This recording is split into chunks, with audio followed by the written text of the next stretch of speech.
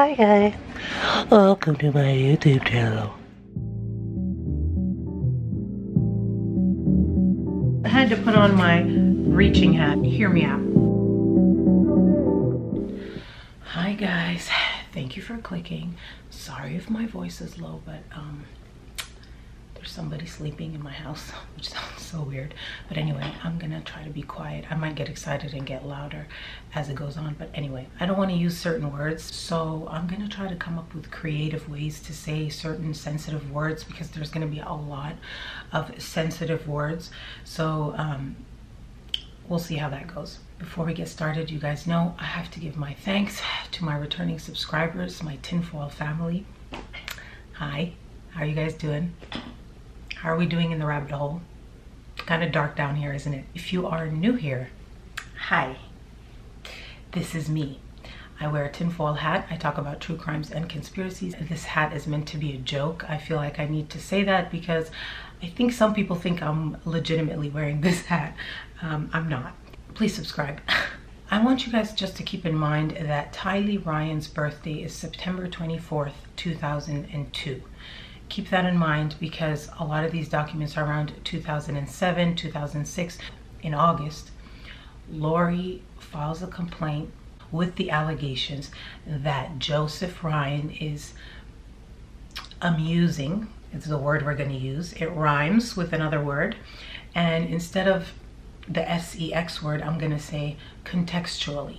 So Joseph Ryan was contextually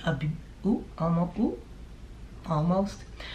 Joseph Ryan is accused of contextually amusing Tylee Ryan. So a few months later, in October, Lori files a complaint against Joseph Ryan, saying that he basically showed up to her work and threatened to kill her and harassed her and did gun finger things at her. And she requires and asks for a psycho-contextual evaluation. Okay, follow me along. I'm not saying the actual words. December 20, 2006, so a few months later, we introduce a new character here, and that is Tom Ware. Tom Ware is appointed as a guardian ad litem to basically protect the interest of Tylee in this case. There was a document file saying that basically this case is so back and forth, and there's so many salacious accusations, and it seems like the parents are really litigious. They file so many things all the time against each other. It's like tit for tat. So there was a recommendation that a guardian be appointed, and that guardian is Tom Ware, who would end up being a huge part, and of course Lori would end up attacking him, and Vivian, but we'll get into that in a second. Okay, so December 20, 2006, Tom Ware is appointed as the guardian. And then we go to May 17, 2007. And this is when Lori launches her first attack against Tom Ware. Remember the guardian? Yeah. She files a motion and she wants to remove Tom Ware from the case and hold him in contempt, him and his attorney, due to his failure to protect Tylee's interests. She claims that Tom Ware is not interviewing the people that she asked him to interview, that Tom Ware is not interviewing Tylee, that he is basically not doing his job, and she wants him removed. And Lori files two motions. She wants a search of Joseph Ryan's computer for the P thing, you know, it rhymes with corn.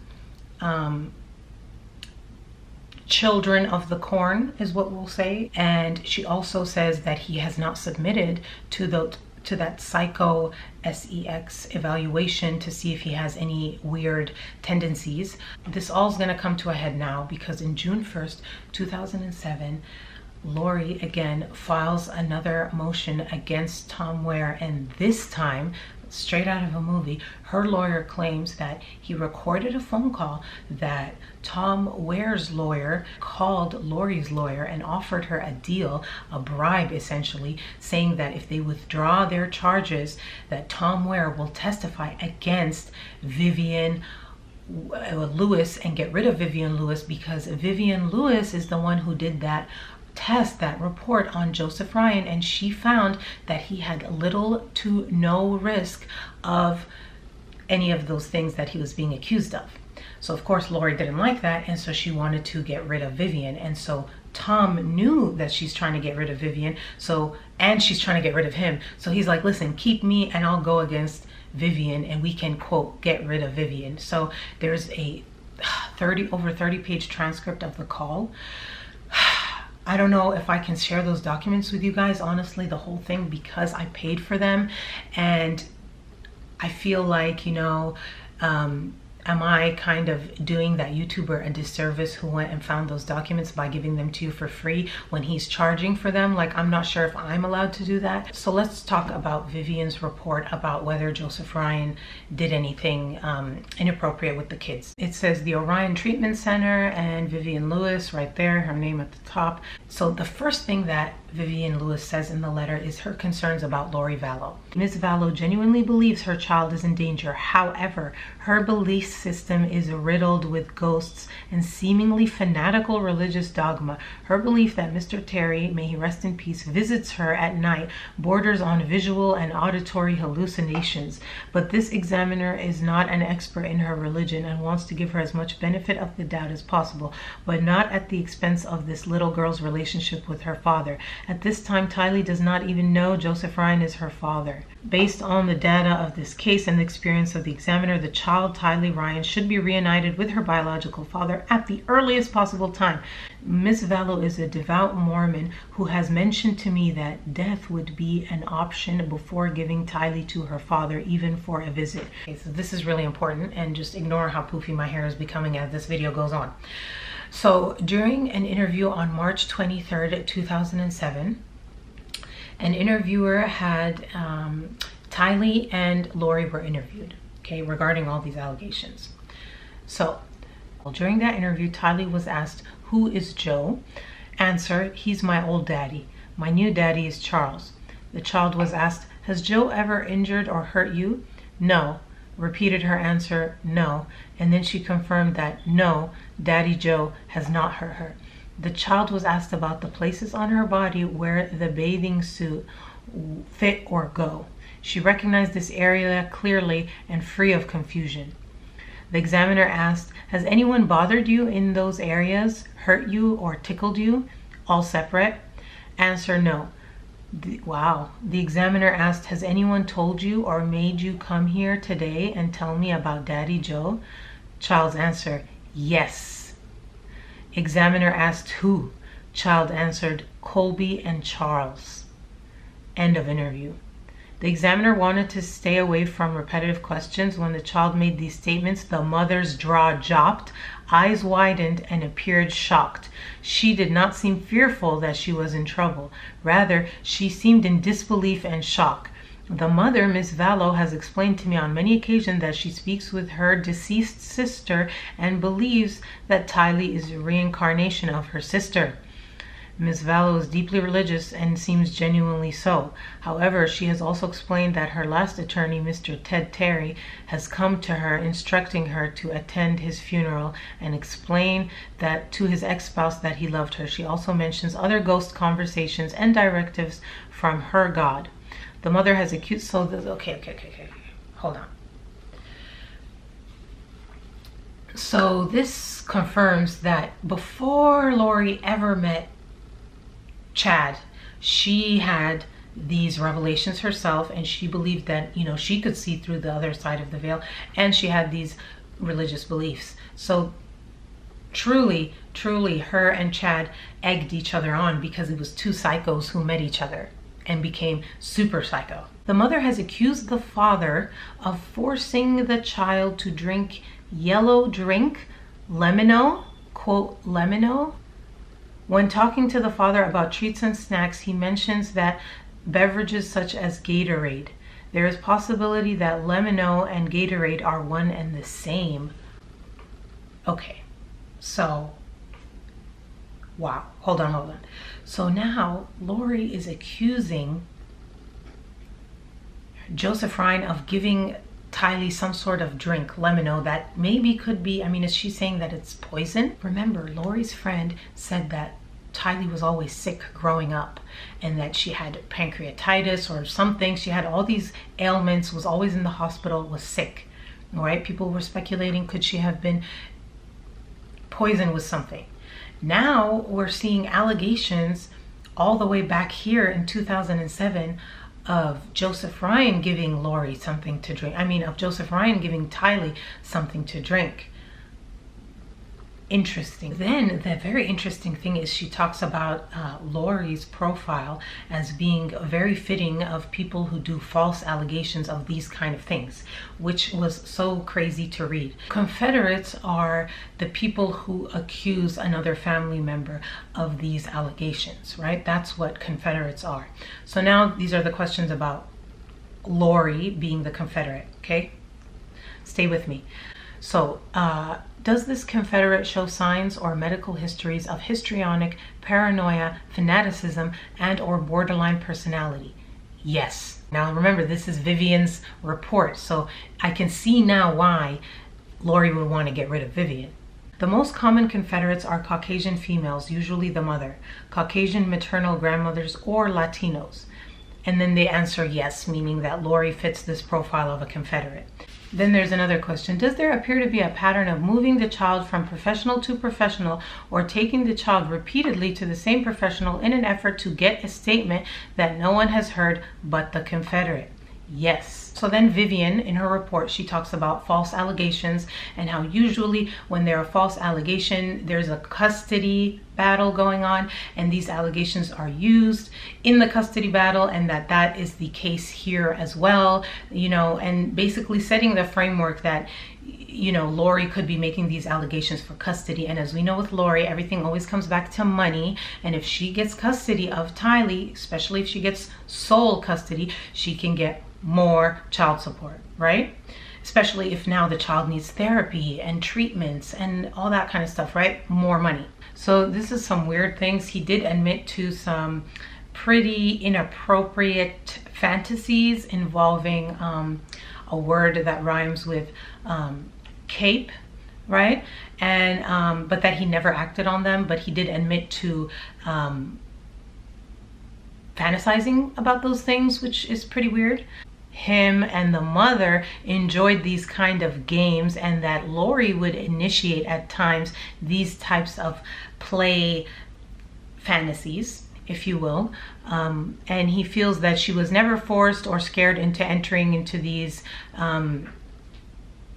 role-playing things that involve cape, okay, which is so weird and tells you a little thing about Lori that is another weird thing about her. Okay, moving on. It is in this test that they determine that Joe Ryan is bi, that he's attracted to both male and female, and that he had a type, and that is Caucasian males, adult males and females. And it says he is interested in adolescent Caucasian females as well.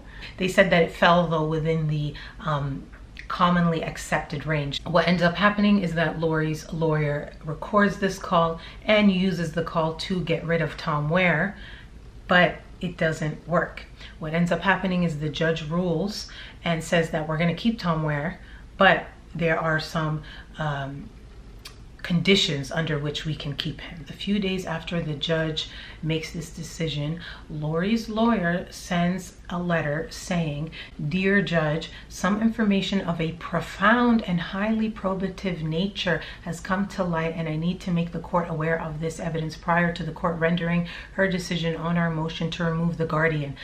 Accordingly, I respectfully request that you allow the attorneys to meet with you at your earliest convenience." So what happened in between the judge's decision and this letter of new information is that Lori called the cops on Joseph Ryan and got a warrant out for his arrest. This happened on May 23rd, 2007.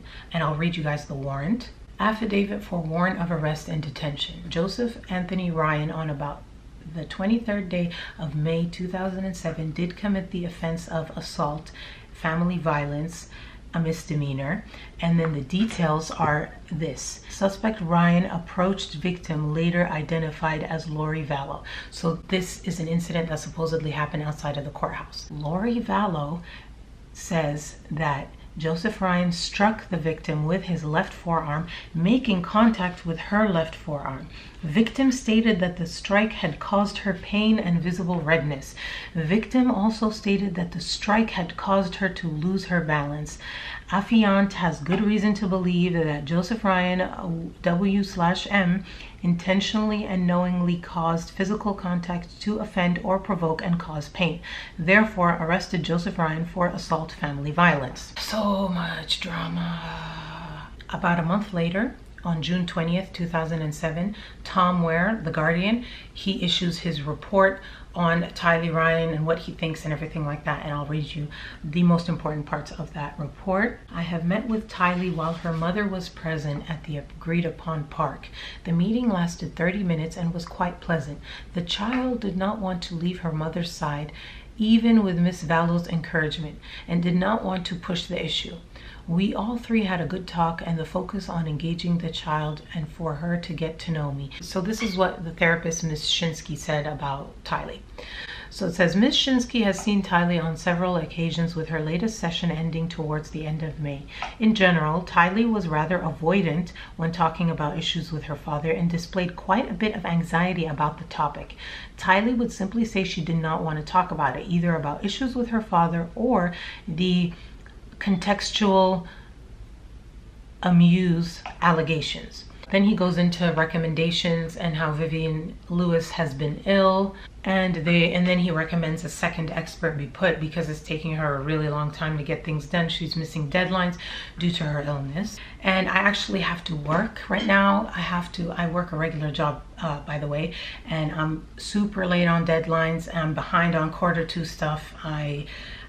I've been focusing too much on this case and YouTube and all that. So what I'm gonna do is I have to actually stop the video right now. I'm gonna post what I have now. I have a lot more documents that I've read that I need to tell you about, and stuff that I haven't even read yet. So please stay tuned. Let me know if you guys are interested in this stuff.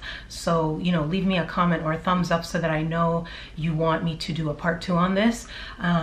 But for now, I have to leave and finish working. I'm gonna try to pick this up tomorrow if I can.